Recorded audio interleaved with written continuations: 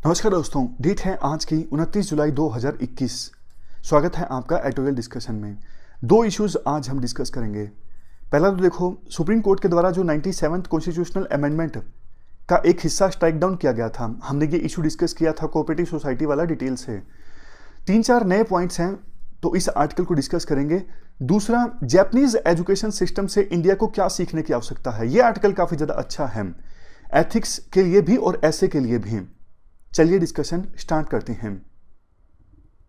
First important article, supreme court की cooperative society के बारे में जो जजमेंट आई है इस इश्यू से संबंधित है। आप जीएस पेपर 2 के इस टॉपिक से आर्टिकल को रिलेट कर सकते हो। ये वो एस्पेक्ट्स हैं जो हम कवर करेंगे इस आर्टिकल की डिस्कशन में। हाल ही में सुप्रीम कोर्ट ने 97th कॉन्स्टिट्यूशनल अमेंडमेंट के एक हिस्से को स्ट्राइक डाउन कर दिया। सुप्रीम कोर्ट ने ये कहा, जिस प्रोसीजर के साथ संविधान की ये कॉन्स्टिट्यूशनल अमेंडमेंट पास की गई थी उस प्रोसीजर में कमी है। इस वजह से हम इस कॉन्स्टिट्यूशनल अमेंडमेंट के एक हिस्से को स्ट्राइक डाउन कर रहे हैं। देखो, ये काफ़ी रेयरली होता है संविधान को अमेंड किया जाए। आज़ादी के बाद से अभी तक संविधान को सिर्फ 104 बार अमेंड किया गया है, और ये तो बहुत ही ज़्यादा रेयरली होता है कि जब संविधान को अमेंड किया गया हो और सुप्रीम कोर्ट के द्वारा उसे स्ट्राइक डाउन कर दिया गया हो। मतलब ये एक बड़ा इवेंट था। ऐसा हुआ क्यों उससे पहले हम ये जानते हैं 97th कॉन्स्टिट्यूशनल अमेंडमेंट है क्या। इसमें देखो, कोऑपरेटिव वर्ड ऐड किया गया था संविधान में 3 जगहों पर। एक तो जो आर्टिकल 19 है ना, आर्टिकल 19 सेक्शन 1 क्लास सी कि ग्रुप ऑफ इंडिविजुअल्स को यूनियन बनाने का अधिकार है, एसोसिएशन बनाने का अधिकार है। तो इसमें कोऑपरेटिव वर्ड भी ऐड कर दिया गया कि कोऑपरेटिव अगर ग्रुप ऑफ इंडिविजुअल्स बनाना चाहते हैं, ये भी एक फंडामेंटल राइट है। इसके अलावा आर्टिकल 43B ये इंसर्ट किया गया था। ये क्या है? डीपीएसपी है। डीपीएसपी मतलब संविधान सरकार को इंस्ट्रक्शंस दे रहा है कि सर जी आप कोऑपरेटिव सोसाइटीज को प्रमोट कीजिए। इसके साथ साथ संविधान में एक चैप्टर ऐड किया गया, पार्ट 9B। ये पार्ट गाइडलाइंस देता है स्टेट्स को कि कैसे कोऑपरेटिव सोसाइटीज को गवर्न करना है। वैसे तो देखो ये पार्ट अच्छा है, गाइडलाइंस जिस प्रकार से दी गई हैं उससे कोऑपरेटिव सोसाइटीज में ऑटोनमी, ट्रांसपेरेंसी, प्रोफेशनलिज्म ये सब चीज़ें आती हैं। दिक्कत पता है क्या है? वैसे जो कोऑपरेटिव सोसाइटी का डोमेन है ना, ये स्टेट का डोमेन है। इसकी शुरुआत होती है 1919 के गवर्नमेंट ऑफ इंडिया एक्ट से। 1919 में ये एक्ट आया था ना, गवर्नमेंट ऑफ इंडिया एक्ट, उसमें ब्रिटिशर्स रूल कर रहे थे। तो उस एक्ट में कोऑपरेटिव्स को प्रोविंशियल लिस्ट में रखा गया था, स्टेट्स की लिस्ट में। जब देश आज़ाद हुआ तो यही चीज़ फॉलो की गई। आज़ाद भारत के संविधान में कोऑपरेटिव्स को रखा गया 7th शेड्यूल की स्टेट लिस्ट में, एंट्री 32 के अंतर्गत। यानी स्टेट असेंबलीज को पावर दी गई थी कि कैसे कोऑपरेटिव सोसाइटीज को गवर्न किया जाना है। बट देखो, इशू ये है, सेंट्रल गवर्नमेंट जिसके पास पावर्स नहीं है कोऑपरेटिव सोसाइटीज को गवर्न करने की, धीरे धीरे कोऑपरेटिव सोसाइटीज को गवर्न करने की जो पावर्स हैं वो कैप्चर करता जा रहा है स्टेट से। जैसे आज के समय में कोऑपरेटिव बैंक्स को किसके द्वारा रेगुलेट किया जाता है? Answer RBI. अभी हाल ही में सेंट्रल गवर्नमेंट ने एक मिनिस्ट्री ऑफ कोऑपरेशन भी बनाई, और 2012 में तो ये 97th कॉन्स्टिट्यूशनल अमेंडमेंट आया कोऑपरेटिव से संबंधित। जब देखो ये 97th कॉन्स्टिट्यूशनल अमेंडमेंट आया था ना, तब भी स्टेट्स ने बोला था, अरे अरे भैया क्या कर रहे हो, ये हमारी पावर है। स्टेट असेंबलीज को आप कैसे आदेश दे सकते हो कि वो कोऑपरेटिव सोसाइटीज को ऐसे गवर्न करें। तो मामला गया गुजरात हाईकोर्ट में। गुजरात हाईकोर्ट ने 97th कॉन्स्टिट्यूशनल अमेंडमेंट के एक हिस्से को स्ट्राइक डाउन कर दिया और कहा कि स्टेट असेंबलीज को गाइडलाइंस नहीं दी जा सकती कोऑपरेटिव सोसाइटीज को गवर्न करने के लिए, ये उनके डोमेन में आता है, तो उनकी मर्जी है वो कैसे भी कोऑपरेटिव सोसाइटीज को गवर्न करें। तो इसके जवाब में सेंट्रल गवर्नमेंट ने गुजरात हाईकोर्ट को कहा, अरे भैया आप समझे नहीं, हमने संविधान को अमेंड कर दिया है, तो संविधान में ये लिखा गया है कि कोऑपरेटिव सोसाइटीज को ऐसे गवर्न करना है स्टेट्स के द्वारा। तो इसके जवाब में गुजरात हाईकोर्ट ने कहा, आप मेरी बात ध्यान से सुनिए, जो आपने ये कॉन्स्टिट्यूशनल अमेंडमेंट की है ना, इससे देश में जो फेडरल स्ट्रक्चर है वो चेंज होता है। तो अगर संविधान को इस प्रकार से अमेंड किया जाता है जिससे फेडरल स्ट्रक्चर चेंज हो, तो फिर स्पेशल मेजोरिटी के साथ तो वो कॉन्स्टिट्यूशनल अमेंडमेंट होनी ही चाहिए। इसके साथ साथ half of the state assemblies हैं, उनके द्वारा भी उस कॉन्स्टिट्यूशनल अमेंडमेंट को कंसेंट देना जरूरी है, तब वो कॉन्स्टिट्यूशनल अमेंडमेंट पास हो सकती है। ये कहा गुजरात हाईकोर्ट ने। तो सेंट्रल गवर्नमेंट ने कहा, देखो आप ज़्यादा सोच गए, हमने जो ये गाइडलाइंस दी है ना, ये ऐड किया है पार्ट 9B संविधान में, इससे फेडरल स्ट्रक्चर चेंज नहीं होता है। गुजरात हाईकोर्ट ने कहा भैया होता है। तो इस गुजरात हाईकोर्ट के वर्डिक्ट के खिलाफ सेंट्रल गवर्नमेंट चली गई सुप्रीम कोर्ट में। तो सुप्रीम कोर्ट ने अभी गुजरात हाईकोर्ट के वर्डिक्ट को अपहेल्ड किया है, यानी माना है कि वो सही है। सुप्रीम कोर्ट ने कहा कि प्रोसीजर जो है जिसके तहत ये पार्ट 9B ऐड किया गया है, ये प्रोसीजर गलत है। अगर ये कॉन्स्टिट्यूशनल अमेंडमेंट करनी ही थी तो आधी स्टेट असेंबलीज की कंसेंट लेनी जरूरी थी, तभी ये कॉन्स्टिट्यूशनल अमेंडमेंट हो पाती। अभी आपने स्टेट असेंबलीज की तो कंसेंट ली नहीं और फेडरल स्ट्रक्चर चेंज हो रहा है, इसलिए हम एक हिस्से को स्ट्राइक डाउन करते हैं। सुप्रीम कोर्ट ने देखो 73rd और 74th कॉन्स्टिट्यूशनल अमेंडमेंट का भी एग्जाम्पल दिया। 73rd कॉन्स्टिट्यूशनल अमेंडमेंट पंचायती राज से संबंधित है और 74th constitutional amendment urban local bodies से संबंधित है। जब उनको पास किया गया था ना, तो स्टेट असेंबलीज की कंसेंट ली गई थी। तो वही केस है 97th कॉन्स्टिट्यूशनल अमेंडमेंट में, लेकिन इस केस में आपने स्टेट असेंबलीज की कंसेंट नहीं ली। राइटर कहते हैं देखो सुप्रीम कोर्ट की ये जजमेंट सही भी है, क्योंकि कोऑपरेटिव सोसाइटीज की जो सिचुएशन है वो हर एक स्टेट में सेम नहीं होती। लेकिन इस 97th कॉन्स्टिट्यूशनल अमेंडमेंट की सहायता से हमारे देश में कोऑपरेटिव सोसाइटीज के रेगुलेशन में एक यूनिफॉर्मिटी लाने की कोशिश की जा रही थी। तो one size doesn't fit all वाली सिचुएशन है, वो एग्जाम्पल दिया जाता है राइटर के द्वारा।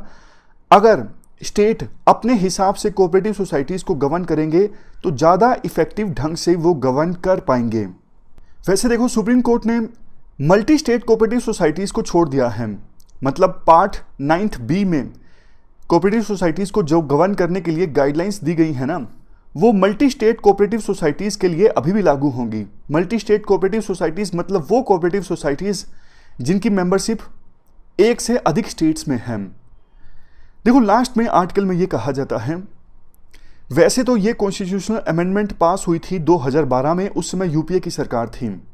इससे फर्क देखो ये पड़ता है, मान लीजिए अभी सरकार फिर से कॉन्स्टिट्यूशनल अमेंडमेंट बिल लेके आ जाती है इसी प्रकार का जो सुप्रीम कोर्ट ने स्ट्राइक डाउन किया है, तो सरकार पार्लियामेंट में आसानी से पास करवा सकती है, क्योंकि कांग्रेस भी विरोध नहीं करेगी।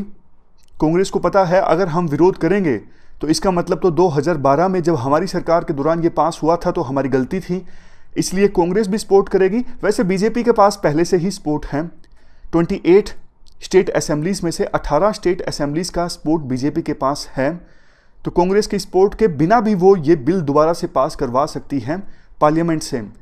लेकिन राइटर कहते हैं करवाना नहीं चाहिए सरकार को फिर से ये constitutional amendment bill pass parliament से, क्योंकि कोऑपरेटिव जो है वो स्टेट के डोमेन में रहेंगे तो ज़्यादा अच्छे हैं, स्टेट्स ज़्यादा बेहतर ढंग से कोऑपरेटिव्स को गवर्न कर सकते हैं। चलते हैं आगे। Next article Japanese education system से लर्निंग्स के बारे में है। आप जीएस पेपर 2 के इस टॉपिक से आर्टिकल को रिलेट कर सकते हो। ये वो एस्पेक्ट्स हैं जो हम कवर करेंगे इस आर्टिकल की डिस्कशन में। देखो एक बात तो साफ है, एजुकेशन पर हम जितना ज़्यादा इन्वेस्ट करते हैं उतना ही फ़ायदा होता है। एजुकेशन में इन्वेस्टमेंट करने से प्राइवेट रिटर्न्स भी मिलते हैं और सोशल रिटर्न्स भी मिलते हैं।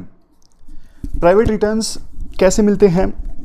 आपको जॉब मिलती है, प्रमोशन मिलता है, बहुत कुछ मिलता है एजुकेशन से। सोशल रिटर्न्स कैसे मिलते हैं? ये पूरा आर्टिकल ही इसी पे बेस्ड है, कैसे एजुकेशन पर इन्वेस्टमेंट से सोशल रिटर्न्स मिलते हैं। देखो जितना ज़्यादा एजुकेशन में आप इन्वेस्ट करोगे ना, एजुकेशन की लेवल बढ़ेगा, आपके रिटर्न्स प्राइवेट रिटर्न्स जो हैं वो बढ़ते जाएंगे। जैसे आपने ग्रेजुएशन की, उसके बाद पोस्ट ग्रेजुएशन की, पीएचडी की, जितना ज़्यादा आप ऊपर जाते जाओगे आपको उतने ही ज़्यादा प्राइवेट रिटर्न्स मिलेंगे, उतने ही ज़्यादा आपको सैलरी मिलेगी, उतना ही बड़ा आपका लेवल होगा, पोस्ट होगी। लेकिन सोशल रिटर्न्स की बात करें, सोशल रिटर्न्स देखो तब ज़्यादा मिलते हैं जब हम प्राइमरी लेवल पे फोकस करते हैं, प्राइमरी लेवल पे एजुकेशन पर। कैसे? देखो 2011 में जापान में ना सुनामी लहरें आई थी, भारी तबाही हुई थी, लोगों को खाने के लिए, खाना पीने के लिए पानी नहीं मिल पा रहा था। लेकिन उस सिचुएशन में भी जापान ने एक बहुत ही ज़्यादा सुंदर पिक्चर प्रस्तुत की। इतने सभ्य ढंग से लोग लाइन में लगे हुए थे, इतनी भारी तबाही के बावजूद लोग बिल्कुल डिसिप्लिन के साथ क्यू में लगकर अपनी बारी का इंतजार कर रहे थे, खाना प्राप्त करने के लिए, पानी प्राप्त करने के लिए।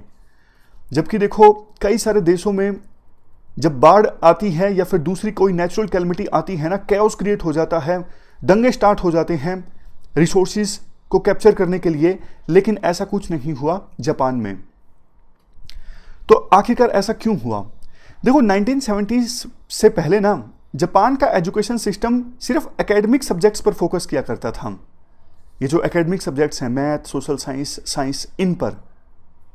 लेकिन 1970s में जापान ने अपने एजुकेशन सिस्टम में बदलाव लाया। एक सिस्टम स्टार्ट किया, ची टोकु टाई। ची का मतलब है नो, मतलब एकेडमिक एबिलिटीज को स्ट्रॉन्ग बनाना। ये जो सब्जेक्ट्स हैं साइंस, मैथ, सोशल साइंस, इनको स्ट्रॉन्ग बनाना, ये तो ठीक है, सभी करते हैं, सारे देश करते हैं। टोकु क्या है? वर्च्यू। यानी करिकुलम में बच्चों को ये सारी चीजें सिखानी स्टार्ट की गई, self discipline, cooperative ability, mindfulness. Tie का मतलब है बॉडी, यानी करिकुलम में ये चीज भी ऐड की गई, मेंटल वेलबींग, फिजिकल वेलबींग। वैसे हमारे देश में ना फिजिकल वेलबींग पर तो फिर भी थोड़ा बहुत फोकस कर दिया जाता है, लेकिन मेंटल वेलबींग को तो बिल्कुल इग्नोर कर दिया जाता है। मेंटल वेलबींग के बारे में इग्नोरेंस है पूरी तरह से। पेरेंट्स, रिश्तेदार, आस पड़ोस के लोग स्टूडेंट्स पर कितना प्रेशर डाल देते हैं, सोचते भी नहीं कि स्टूडेंट्स के मन में क्या चल रहा है, किस दौर से वो गुजर रहा है स्टूडेंट। आप में से भी बहुत से लोगों ने ऐसी सिचुएशन फील की होगी। हर एक पर्सन की लाइफ में ऐसा दौर आता है, कुछ पल, कुछ घंटे या फिर कुछ दिन ऐसे होते हैं जब वो लो फील करता है। अवेयरनेस अगर हो तो वो देखो इन चीजों को ज्यादा अच्छे से टैकल कर सकता है। इसके बाद जापानीज एजुकेशन सिस्टम के बारे में कहा जाता है कि 1970s के बाद moral education, integrated studies, special activities, ये सब भी करिकुलम में ऐड कर दी गई। बच्चों को शुरुआत से ही सेंसिटिविटी के बारे में बताया गया, होलिस्टिक डेवलपमेंट पर फोकस किया गया कि बच्चों में एक नॉलेजेबल माइंड डेवलप हो और बच्चे beauty, nature, sense of justice, life, labour, इन सब की भी इज्जत कर सकें। और ये सब काम कैसे पूरा किया गया? देखो बच्चों से समर प्रोजेक्ट के तौर पे एक्टिविटीज करवाई जाती हैं। बच्चों को कहा जाता है नेचर में आप चींटियां, इंसेक्ट्स, इन सब को सिर्फ ऑब्जर्व करो, अपनी डायरी में लिखो कि वो क्या कुछ कर रही हैं। जैसे देखो चींटियों में कोऑपरेशन बहुत ज्यादा अच्छा देखने को मिलता है, मधुमक्खियों में कोऑपरेशन काफी ज्यादा अच्छा देखने को मिलता है। तो नेचर को ऑब्जर्व करके बच्चे बहुत कुछ सीखते हैं। बच्चों को सिखाया जाता है शुरुआत से ही, प्राइमरी एजुकेशन से, प्राइमरी क्लासेस से, कि आप अपने क्लासरूम को साफ कीजिए, वॉशरूम को साफ कीजिए, स्कूल में लंच को सर्व कीजिए, स्कूल में प्लांट्स को वाटर दीजिए। और रोड क्रॉस करते वक्त अगर कोई ड्राइवर अपना व्हीकल रोक लेता है तो फिर रोड क्रॉस करने के बाद उसे झुककर थैंक यू जरूर कहिए। तो ये सारी आदतें बच्चों को जापान में शुरू से ही सिखा दी जाती हैं। तो फिर ये एक नॉर्म बन जाता है। जब कोई इसी नॉर्म को फॉलो नहीं करता तो इसे रूड माना जाता है कि ये बंदा गलत है, इसने बेसिक नॉर्म को फॉलो नहीं किया है। एक और चीज देखो, जापान की जो सोसाइटी है ना, वो कलेक्टिविस्ट सोसाइटी है, मतलब ग्रुप एक्टिविटीज पे काफी फोकस किया जाता है। ये सिखाया जाता है शुरुआत से ही, ग्रुप की जीत में आपकी जीत है। जैसे एक एक्टिविटी करवाई जाती है हर एक स्कूल में, ट्रेजर हंट एक्टिविटी, जिसमें बच्चों को टास्क दिया जाता है कि आपको खजाना खोजना है। और अलग अलग टीम्स में बच्चों को डिवाइड कर दिया जाता है। होता ये है, शर्त ये होती है, वो टीम जीतेगी जो जल्दी तो खोजेगी ही खजाना, लेकिन उसके साथ साथ टीम में जितने भी मेंबर्स हैं, मान लीजिए 5 मेंबर्स हैं, पांचों के पांचों एक साथ खजाने तक पहुंचेंगे। और स्ट्रेटेजी जो है वो ऐसी डिसाइड होगी जिसमें पांचों के पांचों पर्सन उस स्ट्रेटेजी से सहमत हों। तो अब देखो अलग अलग ग्रुप्स में कुछ बच्चे ऐसे भी होते हैं जो व्हील चेयर पे होते हैं, कुछ बच्चे ऐसे भी होते हैं जो ज़्यादा तेज नहीं दौड़ पाते, लेकिन जो बच्चे आगे निकल जाते हैं वो पीछे वाले बच्चों का इंतजार उन्हें करना ही पड़ता है, क्योंकि शर्त ही ये है कि खजाने तक वो टीम सबसे पहले पहुंचेगी जिसमें सारे मेंबर्स एक साथ होने चाहिए, वो जीतेगी। तो टीम जो है वो मिल के चलती है, ऐसा नहीं कि एक पर्सन आगे एक पीछे। और खास बात देखो ये है, जब अलग अलग टीम्स खजाना खोज लेती है ना, तो जीतने वाली टीम्स में वो मेंबर्स जो सबसे पीछे रह गए थे उनको इनवाइट किया जाता है ऑडियंस के सामने स्टेज पर, और ऑडियंस ताड़ियां बजाती हैं। तो इससे होता क्या है, जो बच्चे पीछे रह जाते हैं उनका भी कॉन्फिडेंस बूस्ट होता है, कोऑपरेशन की भावना आती है, ग्रुप की जीत में अपनी जीत बच्चे ढूंढते हैं। तो ये वैल्यूज शुरुआत से ही बच्चों में डेवलप हो जाती हैं। इस प्रकार की एजुकेशन से देखो बहुत फायदे होते हैं जो कि समाज को और ज्यादा मजबूत बनाती हैं। बच्चों में शुरुआत से ही लेबर के प्रति रिस्पेक्ट जागती है, एक हम्बलनेस आती है, ह्यूमिलिटी आती है, वो कम्युनिटी के प्रति अपनी रिस्पॉन्सिबिलिटी को समझते हैं, कम्युनिटीज में जो प्रॉब्लम्स हैं उनको सोल्व करने की दिशा में काम करते हैं। तो ऐसी ऐसी बहुत सारी कम्युनिटी एक्टिविटीज जब होती हैं तो बच्चा देखो आगे जाके भी इन चीजों को फॉलो करता है। इसी का रिजल्ट निकला जब सुनामी लहरें आई तो पूरे वर्ल्ड ने जापान की सोसाइटी की सराहना की कि किस प्रकार से उन्होंने बहुत ही ज़्यादा डिसिप्लिन्ड और सिविलाइज्ड तरीके को शो किया डिजास्टर के सिचुएशन में भी। तो ये सारी चीज़ें हमें सीखने की आवश्यकता है जापान से। अब कोविड-19 के बाद इंडिया में स्कूल्स लगने स्टार्ट होंगे तो फिर इंडिया के स्कूल्स में भी ये सारी एक्टिविटीज़ होनी चाहिए। देखो एक और चीज़, जापान में कोविड-19 की महामारी के दौरान बहुत कम दिनों के लिए जापान के स्कूल बंद हुए। क्यों? क्योंकि जापान के स्कूल्स में डिसिप्लिन ही इतना ज़्यादा है, प्रोटोकॉल को आसानी से फॉलो किया जा सकता है। जैसे अगर मान लीजिए फिक्स कर दिया जाए मास्क पहनना है तो वहाँ पे मास्क लिटरली सभी बच्चे पहनेंगे। ऐसा नहीं कि जब प्रिंसिपल नहीं देख रहा है तो मास्क उतार दो और बस दिखाने के लिए मास्क पहन लो। हमारी सोसाइटी में देखो बहुत सारी गलत चीज़ें हैं और हमें उन गलत चीज़ों को रिकॉग्नाइज करने की आवश्यकता है। रिकॉग्नाइज जब हम करेंगे तभी तो हम उनको सोल्व करने की दिशा में आगे बढ़ेंगे ना। गलत को गलत बोलने की शक्ति होनी चाहिए, करेज होनी चाहिए। हमारे देश में देखो बहुत से लोग ऐसे हैं जो अपने घर में गंदगी नहीं मचाएंगे लेकिन बाहर गंदगी मचाएंगे। लेकिन वेस्टर्न कंट्रीज की सोसाइटी में, जापान में रेयरली आपको ऐसे लोग देखने को मिलेंगे जो बस में गंदगी मचाएंगे या फिर सड़क पर ऐसे ही कूड़ादान गिर देंगे। अपने घर में कुछ भी करें लेकिन बाहर वो ऐसा कुछ नहीं करेंगे जिससे कूड़ा करकट फैले। हमारे देश में उल्टा है, सब अपने अपने बारे में सोचते हैं। सब तो नहीं, मतलब ज्यादातर लोग अपने अपने बारे में सोचते हैं। तो ये हमने पूरा आर्टिकल डिस्कस किया और हमारी आज की इस डिस्कशन में इतना ही है। Thank you very much for discussion.